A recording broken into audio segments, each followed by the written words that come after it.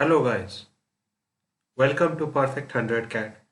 So today we will be discussing about ZAT exam. We will discuss about the exam pattern, eligibility criteria, the date of exam, top colleges accepting ZAT score. We will also analyze the previous year paper and we will also discuss about how would be this year paper. So let's start about our discussion and see what comes here. So we will first tell about the ZAT exam pattern and then the eligibility criteria, all these things. So about the ZAT exam pattern, from 2018 ZAT has converted its exam online, and from 2019 onwards, actually in 2019 there was a VAT section which is the written ability test, but from 2020 it has scrapped the VAT section, and till 2019 the total time was 3.5 hours, but from 2020 the total time has been reduced to 3 hours. So the date of the next year exam is 3rd January 2021, and after that his total time has been reduced to 3 hours, as I said. And the expected result is last week of January. Actually it is a nearly 3 weeks is taken for giving the result. So if it is on the first week of January, then obviously expected on the last week of January or maybe on the first week of February.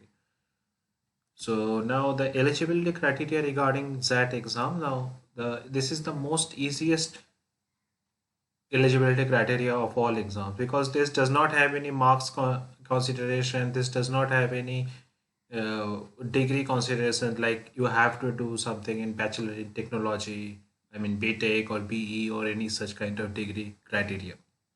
Moreover, it does not have any marks criteria also. You can consider any marks from any degree. It only makes sure that you have a degree of 3 years. So आपके पास maximum आपके पास minimum 3 साल की degree होना चाहिए, यही वो कहते हैं। इसके अलावा बाकी सारे एलिजिबिलिटी क्राइटेरिया नॉर्मल है, कोई भी अलग कोई क्राइटेरिया नहीं है कि आपको 60% लाना है कि ऐसा कुछ। तो bachelors degree of minimum 3 years duration in any discipline, कोई भी डिसिप्लिन में आप कर सकते हैं, और कोई मिनिमम मार्क्स क्राइटेरिया भी नहीं है। और top college accepting Z score, सबसे बढ़िया 10 कॉलेज के नाम मैंने यहाँ पे लिए हैं कि जो जो जेड का स्कोर एक्सेप्ट करता है। तो देख लीजिए यहाँ पे नाम है हमारे, एक सडारा जमशेदपुर है, एक साइम भुवनेश्वर है, IMT गाजियाबाद है, माइका अहमदाबाद है, ग्रेट लेक्स चेन्नई है, टॉप में Manipal, Goa institute of management Goa में, KJ सुमैया है मुंबई में, फोर दिल्ली, इरमा है आनंद में। तो ये सारे के सारे हमारे इंस्टीट्यूट्स हैं जो जेड का स्कोर एक्सेप्ट करते हैं। अब हम आगे बढ़ते हैं जेड की एग्ज़ाम पैटर्न के बारे में कि कौन कैसे कितना सेक्शन आते हैं, पिछले साल कितने सेक्शन में कौन कौन से सेक्शन में कितने क्वेश्चंस आए थे, इन सब के बारे में हम बात करेंगे। चलिए आगे बढ़ते हैं। तो देखिए इसका एग्ज़ाम पैटर्न कैसा है। यहाँ पे देखिए जनरली 4 सेक्शन होता है, पहले होता था 5 सेक्शन हुआ करता था, जहाँ पे आपको एक रिटन एबिलिटी टेस्ट, जो कि 2019 के बाद से वो स्क्रैप कर दिया। 2020 पहले बार था जब कोई रिटन एबिलिटी टेस्ट नहीं आया। इसके बाद इसके वजह से आपकी आधे घंटे टाइम भी घटा दिया गया।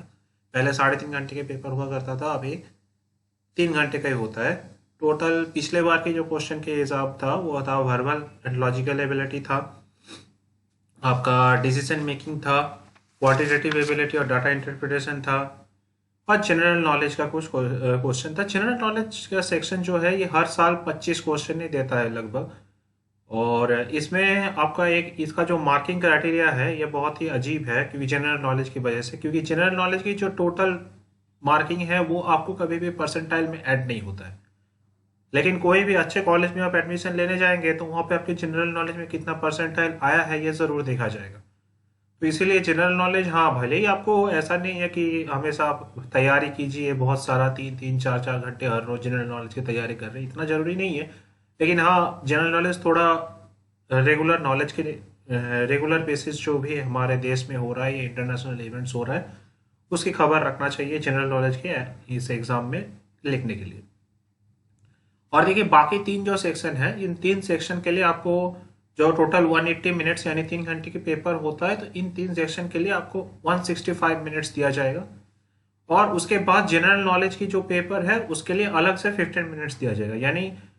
और इन 3 सेक्शन में जैसे कैट में होता है कि पहला ये सेक्शन आपको कंप्लीट करना पड़ेगा, उसके बाद दूसरा सेक्शन, यहाँ पे ऐसा कोई रेस्ट्रिक्शन नहीं है। आप कोई भी सेक्शन कभी भी कर सकते हैं, कोई भी सेक्शन पहले कर सकते हैं, कोई भी सेक्शन बाद में कर सकते हैं। और उसके बाद हमने आगे बढ़ते हैं और देखते हैं कि यहाँ पे टोटल क्वेश्चन तो पिछले बार 100 आए थे। अब आगे बढ़ते हैं, देखते हैं कि यहाँ पे क्या होता है। सेक्शन वाइज भी कोई टाइम लिमिट यहाँ की नहीं है। टोटल 165 मिनट है और आपने कोई भी सेक्शन कभी भी उठा के कर सकते हैं। तीनों सेक्शन आपको 165 मिनट्स में कंप्लीट करना है। अब इसका मार्किंग का जो पैटर्न है वो मैंने बता देता हूँ कैसे मार्किंग होता है। इसका मार्किंग बड़ी अजीब तरीका है। जैसे कि आपने एक क्वेश्चन सही किया है तो +1 और एक नेगेटिव किया है तो 1/4 यानी -25 आपकी काटा जाएगा। लेकिन यहाँ पे और एक दिक्कत है, अगर आपने किसी भी सेक्शन में 8 से ज़्यादा क्वेश्चन छोड़ रहे हैं तो फिर हर एक क्वेश्चन के लिए फिर 0.1 नेगेटिव मार्किंग होते रहेगा। जैसे कि मान लीजिए वर्बल एबिलिटी में आपकी 26 क्वेश्चन है, तो 26 क्वेश्चन में से आप 8 घटा दीजिए यानी आपकी बचता है 18 क्वेश्चन। तो 18 क्वेश्चन मिनिमम आपको करना ही पड़ेगा, अटेम्प्ट करना ही पड़ेगा। अगर 18 से 18 आपने अटेम्प्ट नहीं कर रहा है तो फिर अगर आप 17 अटेम्प्ट किए हैं तो फिर ये एक क्वेश्चन के लिए आपके -1 हो जाएगा, -0.1 हो जाएगा, सॉरी -1 नहीं, -0.1 हो जाएगा। तो वहां पे आपके मार्क्स घटते चले जाएंगे। अगर आप बहुत ज़्यादा क्वेश्चन छोड़ते जाएंगे तो आप बहुत ज़्यादा क्वेश्चन यहाँ छोड़ भी नहीं सकते हैं और गलत भी नहीं कर सकते हैं। और इसीलिए मेरे हिसाब से तो जेड का जो पेपर है वो थोड़ा कैट से मतलब अलग कैटेगरी का होता है। कैट से आसान तो होता ही नहीं है, वो तो छोड़ ही दीजिए, लेकिन थोड़ा टफ भी काफ़ी होता है। ये याद रखिएगा मैंने जो बात बोल रहे थे कि पहले 3 सेक्शन के लिए 165 मिनट्स और जीके के लिए अलग से 15 मिनट्स दिया जाता है। उन 15 मिनट्स में आप पहला 3 सेक्शन नहीं कर सकते और जीके को पहले 165 मिनट्स में भी आप नहीं कर सकते।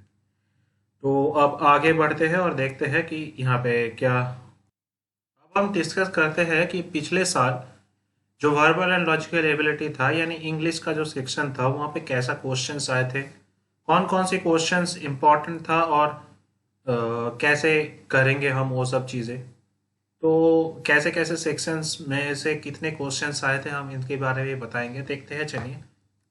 तो देखिए फिल ऑफ द ब्लैंक्स में 2 क्वेश्चंस आया था। ये 2 क्वेश्चंस कैसे आएगा आपको पता है? जैसे आपने कोई पैराग्राफ लिख दिया गया है, उसमें से कौन सी वर्ड किस पोजीशन में एक फिलअप गैप दे दिया गया और कौन सी वर्ड कौन सी जगह बैठेगा, इस तरह से आपको चूज करना है। इस तरह से generally fill of the blank आता है। ग्रामर का ग्रामेटिकली करेक्ट है कि नहीं ये सब पूछा जाएगा, ये सारे चीजें पूछे जाएंगे। ऐसे क्वेश्चन 2 आए थे। आरसी पैसेज आया था, टोटल 4 पैसेज आए थे पिछले बार। हर एक पैसेज से 3-3 करके क्वेश्चन था। टोटल 12 क्वेश्चन दिया गए थे पिछले बार आरसी पैसेज से। ये आपकी मॉडरेट टू डिफिकल्ट लेवल की था और ठीक ठाक था।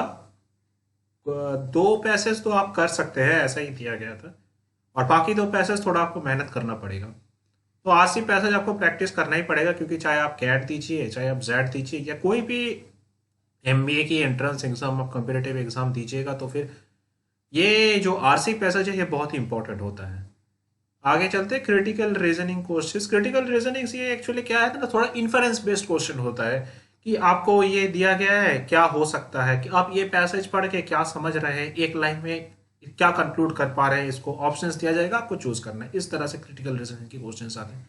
एक पोएम पैसेज था जो बहुत ही टफ था एक्चुअली पिछले बार के हिसाब से। तो ये बहुत ही टफ था और ये पोएम पैसेज तो बहुत अलग लेवल का था। तो हो सकता है आप ना कर पाए, उसमें कोई प्रॉब्लम नहीं है। देखिए आपको सारे क्वेश्चंस अटेंड करना है ऐसा कोई गारंटी तो है नहीं अच्छे परसेंटाइल लाने के लिए। और पैराजम्बल था, जम्बल पैराजम्बल करना था, तो उसमें भी आपने आराम से कर सकते हैं। बहुत ज़्यादा टफ तो नहीं था, आपको समझ में आ जाएगा, मॉडरेट लेवल का था ये। तो आगे बढ़ते हैं और देखते हैं कि इसके बाद डिसीजन मेकिंग के कैसे कैसे क्वेश्चंस थे और इस हिसाब से आए थे। तो चलिए,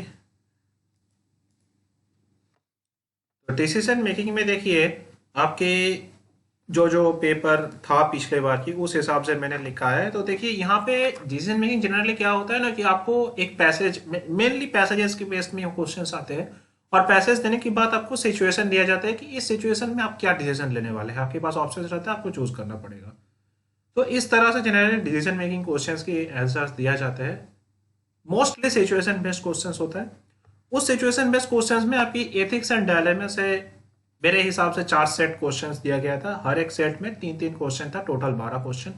और बिजनेस डिसीजन, यानी आपने बिजनेस का ये हाल है तो आपने क्या करने से आपका बिजनेस और आगे बढ़ेगा, या फिर क्या करने से आपका बिजनेस एक्सपैंड होगा, इस तरह की क्वेश्चंस था। और एथिक्स एंड डायलेमा की आपकी ये कंडीशन है, मतलब आपने वर्क लाइफ बैलेंस कैसे करेंगे, या फिर आपको किसी ने, आपके किसी वर्कर ने छुट्टी मांगा है इस कंडीशन में तो आप क्या करेंगे। इस तरह के डील्स बेस्ड क्वेश्चंस था एथिक्स एंड डायलेमा का। तो अब आगे बढ़ते हैं। उसमें देखते हैं कि आगे हम लोग देखेंगे कि क्वांट की क्या क्वेश्चंस।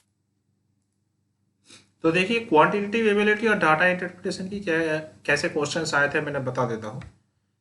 यहाँ पे अगर आप सेक्शन वाइज डिवीजन देखेंगे तो अरिथमेटिक का टोटल 8 क्वेश्चन था। अरिथमेटिक का 8 क्वेश्चन में से एक क्वेश्चन आपका परसेंटेज से था, परसेंटेज में परसेंटेज बेस्ड एक क्वेश्चन आया था।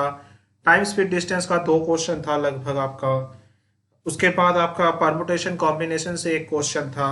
ट्रिगोनोमेट्री से आपका यहाँ पे देख सकते हैं 6 क्वेश्चन था टोटल, ट्रिगोनोमेट्री एंड वो सब चीज़ों से। तो सॉरी, ट्रिगोनोमेट्री से 6 नहीं, एक क्वेश्चन था। जियोमेट्री से 6 क्वेश्चन था। तो जियोमेट्री से आपका 6 क्वेश्चन था, ट्रिगोनोमेट्री से आपका एक क्वेश्चन था। तो इसी तरह से चलता था। और अरिथमेटिक का जैसे मैंने कहा ऑलरेडी आपको, परसेंटेज था, परमुटेशन कॉम्बिनेशन था, रेशियो था, प्रोबेबिलिटी था, टाइम एंड वर्क था। इस तरह के क्वेश्चंस आपको था, जो आपको 8 क्वेश्चंस टोटल। अरिथमेटिक का पोर्शन से ऐसे भी क्वेश्चंस थोड़ा अच्छा खासा आती है, आपको पता ही है। और उसके बाद नंबर सिस्टम से भी 2 क्वेश्चन था। Set theory specially Venn diagram based, Venn diagram based आपका 2 क्वेश्चन था सेट थ्योरी से। क्या इतने बच्चे हैं यहाँ पे और वहाँ पे इतने बच्चे हैं तो टोटल एक कैटेगरी में कितने आएंगे, इस तरह के क्वेश्चन ज़्यादा सेट थ्योरी में था। टेबल्स, यानी ये एक्चुअली डाटा इंटरप्रिटेशन के क्वेश्चन है, टेबल्स और बार ग्राफ्स। टेबल्स में क्या हुआ था, एक पैसेज दिया गया था, वहां से आपको इंटरप्रेट करके 3 क्वेश्चन के आंसर देना था। और बार ग्राफ में भी एक पैसेज दिया गया था जहां पे आपको इंटरप्रेट करके 3 क्वेश्चन के जवाब देना था। एल्जेब्रा बेसिकली फंक्शन से एक क्वेश्चन आया था। और मिसलेनियस कुछ सारे मिला के इन बेस्ड 2 क्वेश्चन आया था। ये था क्वांटिटेटिव एबिलिटी और डाटा इंटरप्रिटेशन के टोटल एनालाइजेशन पिछले साल के क्वेश्चन पेपर की। अब हम आगे बढ़ते हैं और देखते हैं कि यहाँ पे है जीके का। जीके का देखिए क्या ही बोल रहा है उसमें। नॉर्मली आपको नेशनल इवेंट्स, इंटरनेशनल इवेंट्स के बारे में पूछा जाते हैं, वो दोनों चीज़ आप ज़्यादा ध्यान रखिएगा। नेशनल इवेंट, इंटरनेशनल इवेंट से 25 में से तो लगभग 20 क्वेश्चंस वहीं से आ जाते हैं सारे। और कुछ अदर एरियाज भी है जो आपको ध्यान देना चाहिए, कुछ हिस्ट्री, कुछ ये। देखिए जीके कभी भी आपकी ऐड नहीं होगा, ये बात हमेशा आप याद रखिएगा। जीके कभी भी आपके परसेंटाइल में ऐड नहीं होगा, तो फिर आप इसमें बहुत ज़्यादा ध्यान देने लगेंगे तो आपका फायदा नहीं है। तो जीके को आपने नॉर्मल रखिएगा, थोड़ा बहुत नॉलेज रखिएगा। डेली बेसिस में जो न्यूज़ आ रहे हैं उसको थोड़ा बहुत ध्यान रखिएगा तो वही काम बन जाएगा। ऐसा नहीं है कि आप यूपीएससी की तैयारी कर रहे हैं यहाँ पे कि जीके में बहुत सारे ध्यान देना है। आप नॉर्मल जेड की पेपर देने जा रहे हैं, बस इतना ही आपको ध्यान रखना है। तो आज के लिए इतना ही। So guys, if you have liked my video, then please click the like button, share with your friends as much as possible, and comment below that about which exam you want next video. Moreover, please subscribe my channel and click the bell icon for getting more and more videos in the coming time. Thank you guys. So